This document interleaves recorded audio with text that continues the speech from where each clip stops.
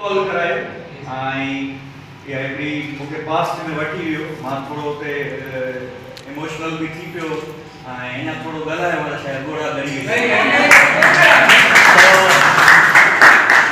जीअं सनीस एक्सपीरियंस पंहिंजो शेयर कयो जॾहिं हू यूनिवर्सिटी वियो साॻे वे में तव्हां सां अहिड़ा एक्सपीरियंसिस थींदा विया जीअं कल्ह असां पढ़ियोसीं त नॉलेज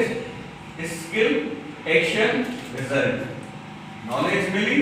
स्किल कीअं कन्वर्ट थींदी प्रैक्टिस सां कन्वर्ट थींदी प्रैक्टिस कंदा रहंदो रिसर्च चवे थी त जंहिं शइ जी तव्हां 10,000 कलाक प्रैक्टिस कई आहे you are master of champion 10,000 कलाक हाणे अंदाज़ो लॻायो त जेको कमु तव्हां करणु चाहियो त उन में तव्हां केतिरा कलाक प्रैक्टिस करे चुका आहियो प्रैक्टिस कंदा रहो इंशाअल्लाह उहो स्किल में कन्वर्ट थींदो स्किल में वरी मास्टर में कन्वर्ट थींदो Once again, I am very thankful to Sir Tufail Abbasi,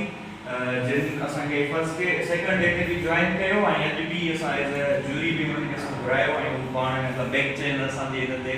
आवाज़ ॾे ऐं उहे आया स्पेशल टाइम कढी आया सर अनीस सूबरो साहब जेको ॾाढो बिज़ी हो उनखे 3 कॉल्स कयूं ऐं हिकिड़ो फॉर्म जेको मां भरियां पियो थो उनखे अध में छॾे पहुची वियो थैंक यू ऑलवेज लर्निंग जो हिकिड़ो चइजे त खणी माना बुखियो ऐं मतिलबु हू चाहींदो आहे त मां अहिड़ी एक्टिविटी में पार्टिसिपेट कयां not as a guest but as a participant also हमेशह हू कोशिशि कंदो रहंदो आहे ऐं हमेशह हिननि इल्म जे हिसाब सां कयो आहे जीअं बुक्स अॼु ॾिए पियो पहिरियां बि ॾेई चुका आहिनि हिकिड़ी साईं जी महिनत आहे ऐं सिलो इंशाअल्लाह मिलंदो तव्हांखे ज़रूरु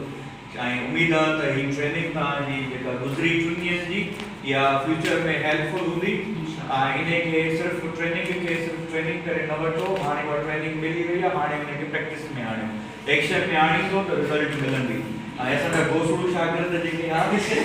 उन्हनि बि जेको आहे ॾाढो ज़बरदस्त परफॉर्म कयो हिते मां थोरो ॿुधाईंदो हलां फर्स्ट जिते असां पढ़ियोसीं त be your self don't copy anyone so जॾहिं जंहिं बि दिलि सां ॻाल्हायो उन्हनि फील कयो हूंदो त छा ॻाल्हायो ऐं जंहिं दिलि सां ॻाल्हायो त ऑटोमेटिक उहा ॻाल्हि दिलि ताईं पहुची त उनजे लाइ क्लिपिंग हूंदी दिलि सां ॻाल्हायो कॉपी करण जी ज़रूरत कान्हे का बी योर सेल्फ ऐं इंशाअल्लाह उहा तव्हांजी आइडेंटिटी